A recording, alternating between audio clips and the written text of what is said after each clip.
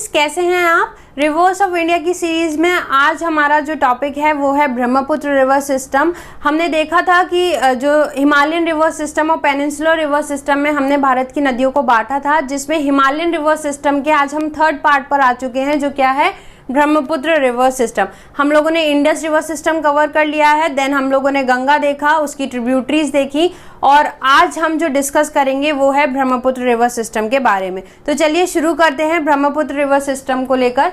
इस मैप में देखिए, सबसे पहले एक ओवरव्यू देख लेते हैं ब्रह्मपुत्र का, उसके ओरिजिन से लेकर उसके एंड तक। अगर हम बात करें ब्रह्मपुत्र के ओरिजिन की, तो मेरे साथ इस लोकेशन को देखिए। यहाँ पर पहले भी हम लोगों ने बहुत सारी नदियां देखी हैं जो इसी से ओरिजिनेट हो रही हैं। आप देख सकते हैं ये इंडस रिवर जा रही है। रिकॉल कीजिए, इंडस रिवर सिस्टम का ओरिजिन भी कहाँ था? यही तिब्बत के इसी पोर्शन से था।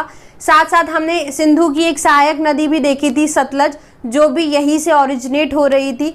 एक हमने जब गंगा पढ़ी थी, गंगा की सहायक नदियां देखी थी, तो उसमें से एक नदी थी घाघरा, जिसका ओरिजिन भी यहीं से हो रहा था। और अब हम बात करें अगर ब्रह्मपुत्र रिवर की, तो वो भी कहाँ से ओरिजिनेट हो रही है? इसी पोर्शन से ओरिजिनेट हो रही है, जिसे हम मानसरोवर ताल या राक्षस ताल के नाम से जानते हैं। ये मानसरोवर ताल और राक्षस ताल के पास से ही मेरे ब्रह्मपुत्र नदी का ओरिजिन है। उसके बाद ये तिब्बत में ट्रैवल करती है पैरेलल टू हिमालयस, क्योंकि ये एक ट्रांस हिमालयन रिवर है। तो पैरेलल टू हिमालयस देखिए, यहाँ पे नेपाल और भूटान यहाँ तक क्या है? हमारे सारे हिमालयास की हैं, हाई पीक्स हैं।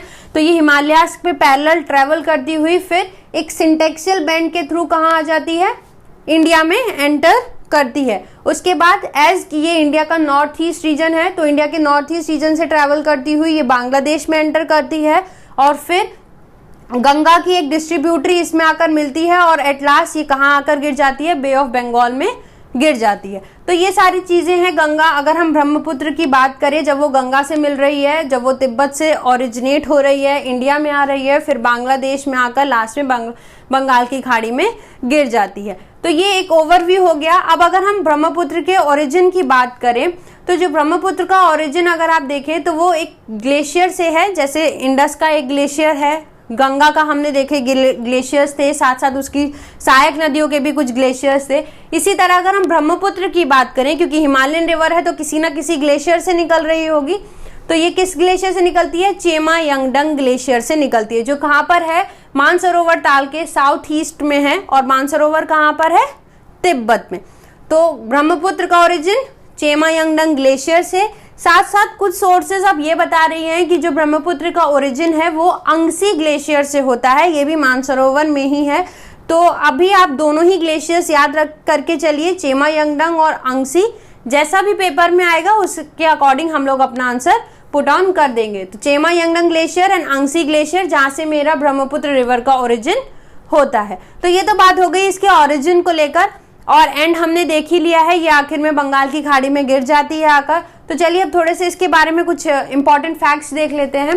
तो सबसे पहले हमने देखा कि एक ट्रांस बाउंड्री रिवर है, तिब्बत में ओरिजिनेट हो रही है, फिर इंडिया में आ रही है, और उसके बाद बांग्लादेश में। तो 3 देशों से होकर गुजरती है। वहीं अगर हम इसकी लेंथ की बात करें, टोटल लेंथ है इसकी 2880 किलोमीटर्स, जिसे आप कैसे याद कर सकते हैं कि अराउंड 3000 किलोमीटर इसकी लेंथ है। तो 3000 कैसे याद करेंगे? 3 देश से जा रही है, तिब्बत, इंडिया, बांग्लादेश, तो 3000 इसकी लंबाई है। चलिए, अगर हम इस ब्रह्मपुत्र को वर्ल्ड में जो भी नदियां हैं उनसे कंपेयर करें, तो वर्ल्ड की 9th लार्जेस्ट रिवर है। जो विश्व में बड़ी नदियां हैं उसमें 9वीं बड़ी नदी कौन सी है? हमारी ब्रह्मपुत्र। और अगर लंबाई के रेस्पेक्ट में बात करें, लॉन्गेस्ट में बात करें, तो वो कौन सी है? 15th नंबर पर ब्रह्मपुत्र आती है इन दी वर्ल्ड। ये दोनों फैक्ट जो है, 9th largest river and 15th longest, ये वर्ल्ड में जितनी नदियां हैं उनके रेस्पेक्ट में है।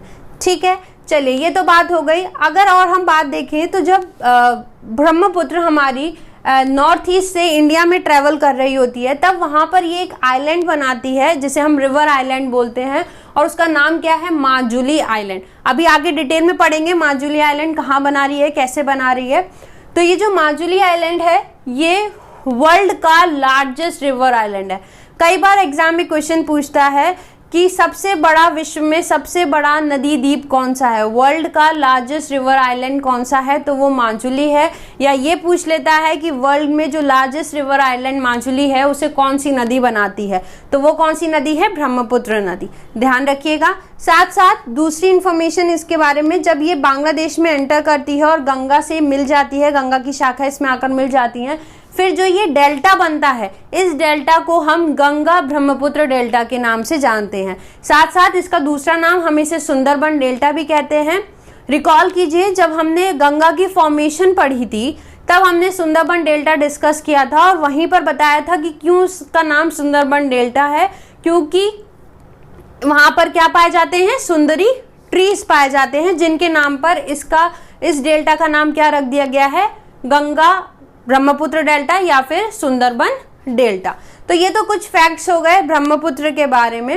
अब अगर हम ब्रह्मपुत्र का कोर्स देखें, जैसे हमने गंगा का देखा था वो कहाँ से बनते आ रही थी, हमने सिंधु का देखा था, तो उसी तरह अब हम किसका कोर्स देखने जा रहे हैं, ब्रह्मपुत्र रिवर का। देखिए बहुत ध्यान से पढ़िएगा इसके कोर्स को, क्योंकि 3 देशों से होकर गुजरेगी, तिब्बत, फिर इंडिया, फिर बांग्लादेश। हम लाइन बाय लाइन पढ़ेंगे कि तिब्बत में कहाँ से आ रही है, कैसे चल रही है, फिर इंडिया में चलेंगे और लास्ट बांग्लादेश में मूव ऑन करेंगे। तो चलिए शुरू करते हैं। सबसे पहले तिब्बत में जो ब्रह्मपुत्र है वो कहाँ से ओरिजिनेट हो रही है, तो ओरिजिनेशन हमने देख लिया, इसका उद्गम हम लोग देख चुके हैं। कहाँ से हो रहा है इसका उद्गम, चेमा यंगडंग ग्लेशियर, या फिर जल्दी से बोलिए दूसरा क्या था, अंगसी ग्लेशियर। ठीक है, तो चलिए जब ये तिब्बत में हमने इसे देखिए यहाँ से ओरिजिनेट हो गई है, उसके बाद क्योंकि अब ध्यान दीजिए ये क्या है, ट्रांसबाउंडरी रिवर है।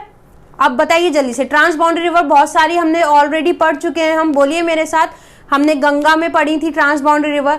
और अगर ट्रांसबाउंडरी रिवर कहीं पर भी आ जाता है तो सीधे दिमाग में एक चीज आ जानी चाहिए कि ट्रांसबाउंडरी रिवर का मतलब ये हो गया कि अलग अलग जगह उसके अलग अलग नाम होंगे। तो इसी तरह क्योंकि अब ब्रह्मपुत्र भी मेरी ट्रांसबाउंडरी रिवर है तो इसका भी तिब्बत में कुछ और नाम होगा, भारत में से किसी और नाम से जाने जाएंगे, और फिर जब ये बांग्लादेश पहुंचेगी तब इसका कोई और नाम हो जाएगा। तो चलो सबसे पहले तिब्बत में देखते हैं। तो चलिए तिब्बत में अगर हम इसका नाम देखें तो इसे यारलुंग तसांगपो या फिर सांगपो नदी से जानते हैं। इसके 2 नाम हैं जब ये तिब्बत में फ्लो कर रही है, यारलुंग तसांगपो या फिर सांगपो नदी। ठीक है, चलिए अब ये चलेंगी यारलुंग सांगपो या सांगपो नदी जब चलेंगी अपने चेमा यंगडंग से निकलकर, तो क्योंकि ये ट्रांस हिमालयन रिवर है और यहाँ पर क्या है देखिए हिमालयन रेंजेस हैं, तो ट्रांस हिमालयन रिवर है और हिमालयन रेंजेस के पैरेलल बहती हुई ये क्या करती है, एक बेंड लेती है, सिंटेक्सियल बेंड जिसे हम कहते हैं, या जिसे आप हेयर पिन बेंड भी कह सकते हैं। एक साउथवर्ड बेंड लेती है और फिर कहाँ एंटर हो जाती है, इंडिया में एंटर हो जाती है। दोबारा से देखिए, चेमा यंगडंग ग्लेशियर से निकलती है, फिर क्योंकि ट्रांस हिमालयन रिवर है तो तिब्बतन प्लेटो में फ्लो करेगी, वहां से बहती हुई हिमालयन रेंज के पैरेलल बहती हुई कहाँ आएगी, एक सिंटेक्सियल बेंड बनाते हुए इंडिया में एंटर करती है। अब बात आती है कि ये सिंटेक्सियल बेंड कहाँ से लेती है, तो जहाँ सिंटेक्सियल बेंड, आप इसके लिए माउंटेन रेंजेस वाली वीडियो देख सकते हैं, बताया गया था यहाँ पर एक पीक है नामचा बरवा, जहाँ से हिमालय मेरा साउथवर्ड बेंट हो जाता है और नॉर्थ ईस्ट में आ जाता है और फिर म्यांमार में फैला हुआ है हिमालय। इसी तरह जब ब्रह्मपुत्र नदी आती है नामचा बरवा के पास, तो वहां से ये एक साउथ बेंड लेती है और फिर कहाँ एंटर कर जाती है, इंडिया में एंटर कर जाती है। तो तिब्बत में अगर हम किसी को ब्रह्मपुत्र का कोर्स बताएं तो कैसे बताएंगे, चेमा यंगडंग से निकली, हिमालय के पैरेलल फ्लो करती है और फिर नामचा बरवा से भारत में एंटर हो जाती है। 3 लाइन 3 वर्ड्स और पूरा तिब्बत में ब्रह्मपुत्र का कोर्स खत्म। फिर से बोलिए मेरे साथ जल्दी से, चेमा यंगडंग से निकली, हिमालय के पैरेलल बही और उसके बाद नामचा बरवा से भारत में एंटर हो गई। तो ये 3 चीजें याद रखनी है, चेमा यंगडंग, हिमालय पैरेलल टू हिमालय और लास्ट में नामचा बरवा। इसके बाद हम इसे कहाँ ले आएंगे, इंडिया में ले आएंगे। तो चलिए अब हम इसे इंडिया में देखते हैं और किस नदी को देख रहे हैं हम, यारलुंग सांगपो नदी बह रही है। यहाँ पे ब्रह्मपुत्र नहीं बह रही, कौन सी नदी बह रही है, यारलुंग सांगपो, जो ब्रह्मपुत्र का ही तिब्बत में नाम है। चलो अब जब हमारी इंडिया में यारलुंग सांगपो आएंगी तो मतलब वो इंडिया के पहला कौन सा स्टेट पड़ेगा जिसमें वो एंटर करेंगी? अरुणाचल प्रदेश में। तो ध्यान रखिए अरुणाचल प्रदेश में इसका नाम क्या है? सियांग है। अब देखो क्योंकि ट्रांस बाउंड्री है तो इंडिया में आते ही नाम बदल जाएगा, तो इंडिया में इसका नाम क्या है? सियांग, या फिर हम इसे किस नाम से कह सकते हैं? दिहांग नाम से भी कह सकते हैं। तिब्बत में क्या नाम था? यारलुंग सांगपो या सांगपो नदी आप कह सकते थे। जब ये अरुणाचल प्रदेश में आई तब इनका नाम क्या हो गया? सियांग या फिर दिहांग भी हम इसे कह सकते हैं। फिर ये अरुणाचल प्रदेश क्रॉस करती हैं सियांग के नाम से ही। देखिए ध्यान दीजिए, अरुणाचल प्रदेश पार कर रही हैं सियांग के नाम से। उसके बाद इसमें दो नदियां आके मिलती हैं, एक दिबांग, आप मैप में देखिए मेरे साथ, ये क्या है? दिबांग नदी आकर मिल रही है, और यहाँ से कौन सी नदी आके मिल रही है? लोहित नदी आके मिल रही है। ध्यान दीजिए 3 नदियां मिल रही हैं। अब सियांग तो आ ही रही है, ठीक, फिर 2 नदियां जो मिल रही हैं वो कौन सी? दिबांग और लोहित। तो यहाँ पर इस पॉइंट पर कितनी नदियां हो गई? 3 नदियां हो गई हैं। और जब ये तीनों एक साथ मिल गई उसके बाद जो एक मेन स्ट्रीम बनती है उसे हम ब्रह्मपुत्र के नाम से जानते हैं। ध्यान रखिए ब्रह्मपुत्र भारत में असम में जब आ जाती है तब हम उसे ब्रह्मपुत्र कहते हैं। असम से पहले वो किस नाम से जानी गई है? सियांग के नाम से जानी गई है भारत में। और वो किस रेंज में पड़ेगी, मतलब भारत के किस राज्य में आती है? अरुणाचल प्रदेश में। तो कोर्स हो गया पूरा इंडिया तक। अब ये असम में ब्रह्मपुत्र के नाम से फ्लो करती हुई चली जाएंगी, कहां तक? बांग्लादेश को टच करेंगे। उसके बाद क्या होगा वो हम तब बाद में देखेंगे। तो एक बार जल्दी से रिकॉल करिए और रिवाइज करिए मेरे साथ। तिब्बत से हमने यारलुंग सांगपो को निकाला चीमा यंगडंग से, फिर वो पैरेलल टू हिमालयास फ्लो करी, नामचा बरवा पे पहुंची, एक साउथवर्ड टर्न लिया सिंटेक्सिल बैंड से, और सियांग नाम से वो अरुणाचल प्रदेश में फ्लो करती हैं। फिर उनमें 2 नदियां आके मिलती हैं, दिबांग और लोहित, और एट लास्ट ये तीनों मिलकर एक नदी जो मेन स्ट्रीम बनती है उसका नाम क्या हो जाता है? ब्रह्मपुत्र। और कहां पर हो जाता है ये नाम? जब वो असम स्टेट में पहुंच जाती है। तो चलिए अब ब्रह्मपुत्र हमारी कहां तक आ गई हैं? असम तक आ चुकी हैं। तो चलो अब असम में अगर हम ब्रह्मपुत्र को लें, असम में मेरी नदी कौन सी आ रही है? ब्रह्मपुत्र, जो असम की लाइफ लाइन भी है। अब यहाँ पर देखो जब ब्रह्मपुत्र असम में पहुंचती हैं तो यहाँ पर देखिए ये हाईलाइट की गई है फिगर, यहाँ पर ये 2 पार्ट में बढ़ जा रही है, एक 2 चैनल में डिवाइड हो जा रही हैं, एक नॉर्थ चैनल और एक साउथ चैनल, और उसके बाद ये फिर से मिल जा रही है। तो अब पहले इन चैनल को देखते हैं हम। जब ब्रह्मपुत्र एंटर करती हैं और 2 चैनल में डिस्ट्रीब्यूट हुई, उन चैनल का नाम क्या है? जो नॉर्थ चैनल है उसे हम नॉर्दर्न खेरखुटिया चैनल कहते हैं, नॉर्दर्न खेरखुटिया। और जो साउथ चैनल है उसे हम किस नाम से बोलते हैं? South Brahmaputra channel. असम में 3 नदियां आकर मिल गई, सियांग, दिबांग और लोहित, जिन्होंने ब्रह्मपुत्र नदी बना दी। अब ये ब्रह्मपुत्र असम में फ्लो करती हैं थोड़ा सा, और उसके बाद ये 2 पार्ट में टूट जाती हैं, 2 चैनल बना लेती हैं। एक को हम नॉर्दर्न केरखुटिया चैनल बोलते हैं और दूसरा होता है मेरा सदर्न ब्रह्मपुत्र चैनल। फिर थोड़ा सा ट्रैवल करने के बाद, अराउंड 100-120 किलोमीटर्स ट्रैवल करने के बाद ये दोबारा से जुड़ जाती हैं और फिर ब्रह्मपुत्र के नाम से ही रेस्ट ऑफ असम में ये बहती हैं। जब ये अलग हुई और ये जुड़ी, उसके बीच में एक ये आइलैंड बनाती है जिसको हम क्या बोलते हैं? माजुली आइलैंड बोलते हैं, जो अभी हमने डिस्कस किया था, जो क्या है? वर्ल्ड का लार्जेस्ट रिवर आइलैंड है, विश्व का सबसे बड़ा नदी द्वीप है। तो वो कैसे बन रहा है? आई होप कि अब आपको समझ में आ गया होगा। ब्रह्मपुत्र असम में आई, उसके बाद 2 चैनल में टूटी, फिर आगे जाकर मिल गई, तो जितनी देर में दूर रही एक दूसरे से उसके बीच में जो बना वो क्या है? मेरा आइलैंड, जिसे हम माजुली आइलैंड कहते हैं। तो असम तक हमने ब्रह्मपुत्र पहुंचा दिया। आई होप असम तक आपको इसका कोर्स अच्छे से याद हो गया होगा।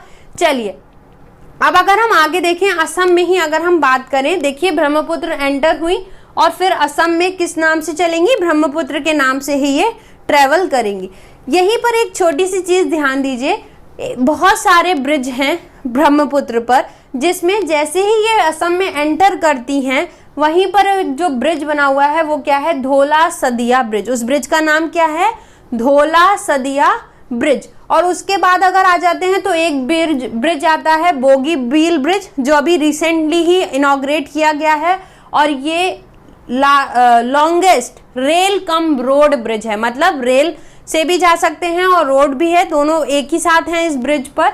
और ये longest rail cum road bridge है, कौन सा?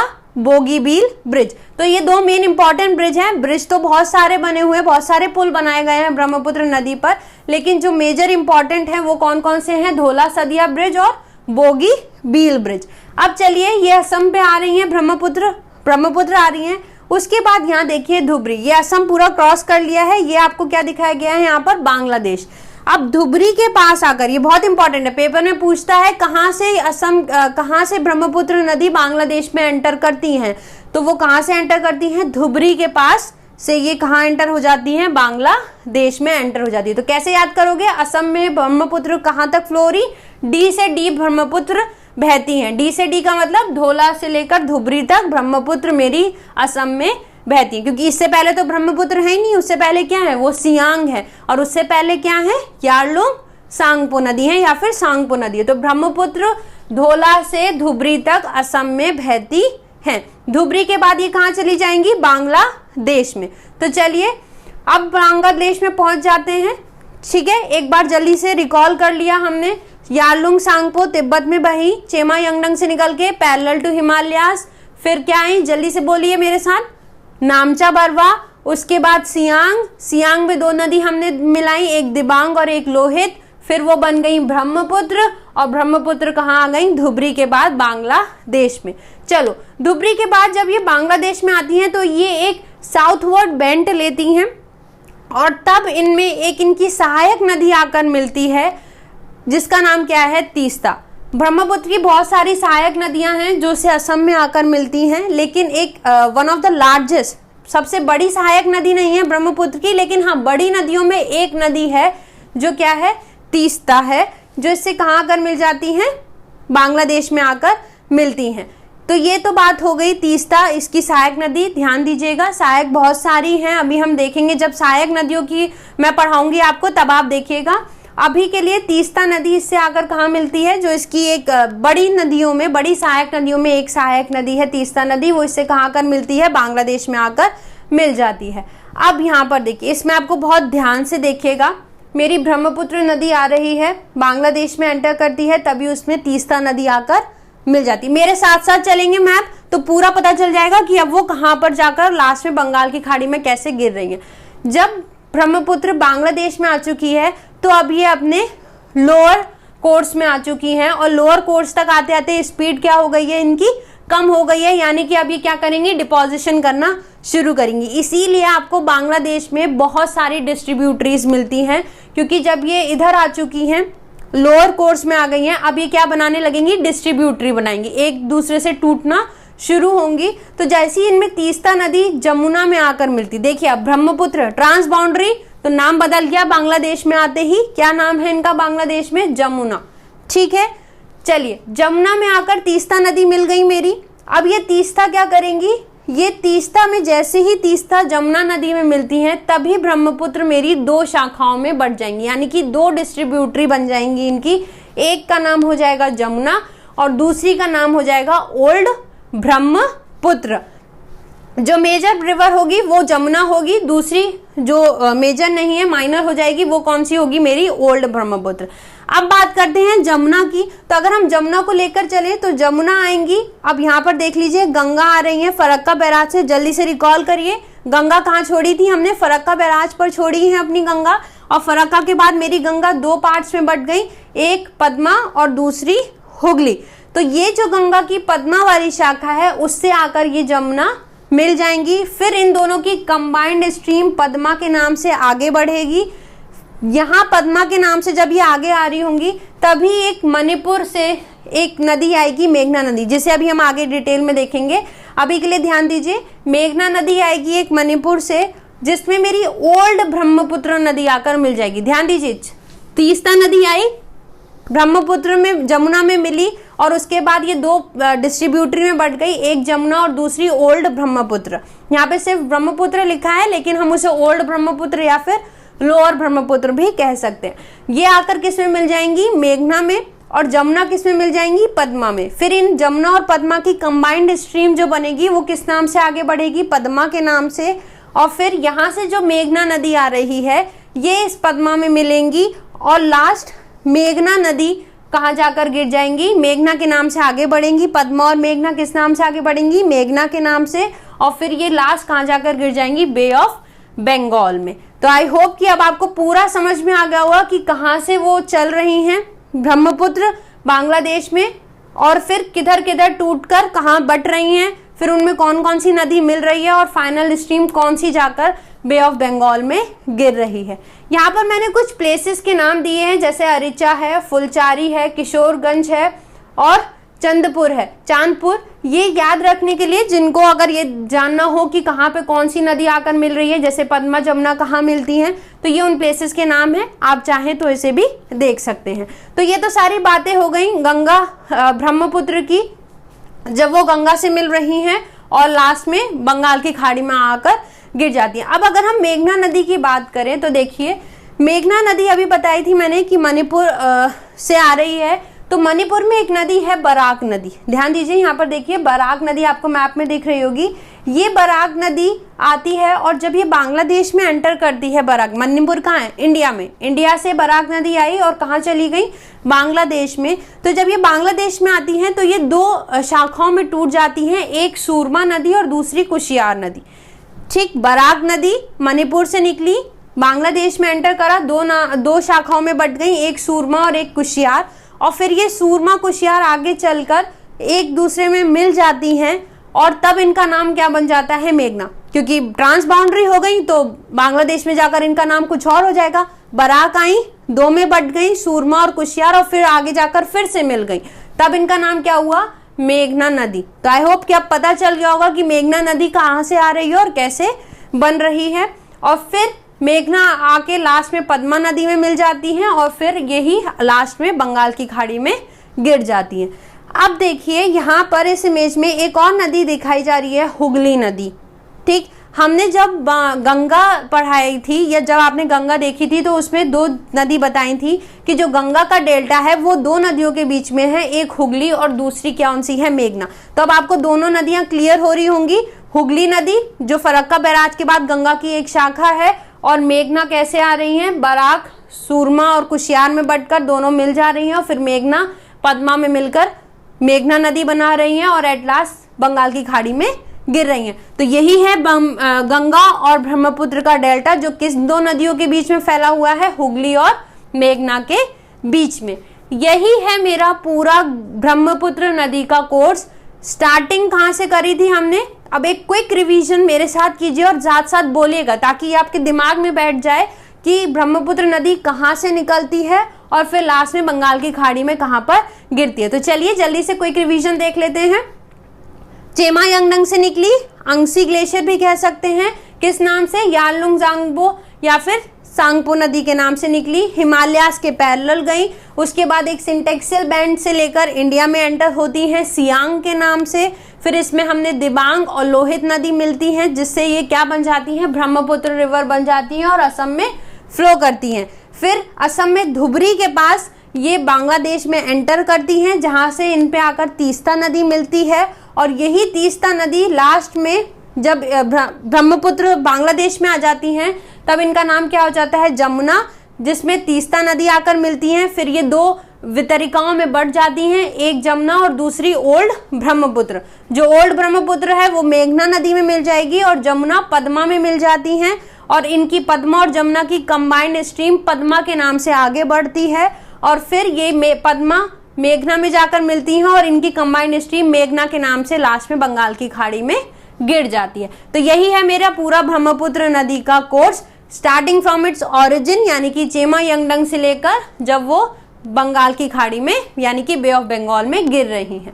अब बात करते हैं अपनी उस नदी की, हुगली नदी। हमने मेघना देख ली, मेघना कहाँ से पड़ी थी। अब हमारी जो एक नदी बच रही है, अगर हम गंगा और ब्रह्मपुत्र रिवर सिस्टम की ओवरऑल बात करें तो उसमें जो एक नदी हमारी बच रही है वो क्या है, हुगली रिवर। ठीक है, तो चलिए अब हम हुगली रिवर देखते हैं। आपने फिगर पहले भी देखी होगी जब हमने गंगा का कोर्स पढ़ा था कि गंगा आ रही है, फरक्का बैराज के बाद दो में टूट गई, एक हुगली और एक पद्मा। बहुत ध्यान से हुगली और पद्मा का ये जो एरिया है इसे देखिएगा, क्योंकि यहाँ पर बहुत सारे प्रोग्राम्स हैं, इरिगेशन प्रोग्राम और बहुत सारे वाटरवेज हैं जो इंडियन गवर्नमेंट बना रही है और सरकार प्रोग्राम चला रही है इनको लेकर। तो ध्यान रखिए हुगली और पद्मा ये गंगा की वो दो शाखाएं जब फरक्का के बाद गंगा दो शाखाओं में बढ़ जा रही है। तो पद्मा हमने देख ली, अब बात करते हैं हुगली की। तो हुगली क्या है, हुगली जो नदी है ये इसका दूसरा नाम भी है भागीरथी, लोकल नेम है इसका भागीरथी। और ये कहाँ बहती है, डेल्टाइक डिस्ट्रिक्ट जो है वेस्ट बंगाल की, मतलब जहाँ पर डेल्टा बन रहा है वहाँ पर जो डेल्टाइक डिस्ट्रिक्ट है पश्चिम बंगाल की, वहाँ पर बहती हुई लास्ट में बंगाल की खाड़ी में गिर जाती है। तो ये तो एक ओवरव्यू था हुगली नदी का। अगर हम इस मैप की बात करें, इस मैप में ध्यान से देखिए, ये मैंने यहाँ पर हुगली रिवर का आपको पूरा रूट दिखाया है। जब वो फरक्का बैराज से आ रही है हुगली, इस पोर्शन से लेकर फरक्का बैराज से जब हुगली टूटती है, फरक्का बैराज से लेकर जब गंगा टूटेगी हुगली और पद्मा में, तो फरक्का के बाद से लेकर यहाँ तक जब वो हुगली डिस्ट्रिक्ट टच करेगी, हुगली डिस्ट्रिक्ट टच करेगी, फरक्का बैराज के बाद जब वो हुगली डिस्ट्रिक्ट टच करेगी, इस पोर्शन में जो हुगली है उस रिवर का नाम क्या है, भागीरथी। भागीरथी नाम कब है इसका, जब वो फरक्का के बाद टूट गई है और फिर हुगली डिस्ट्रिक्ट, पश्चिम बंगाल में एक डिस्ट्रिक्ट भी है हुगली डिस्ट्रिक्ट, ठीक है, यहां तक इसका नाम क्या है, भागीरथी है। और इसके बाद हुगली डिस्ट्रिक्ट के बाद जब ये लास्ट में बंगाल की खाड़ी में मिलेगी, वहां तक इसका नाम क्या रहेगा, इस नदी का नाम Hooghly river. So I hope कि अब आपको क्लियर हो गया होगा कि क्यों हम इसे भागीरथी हुगली भी कहते हैं।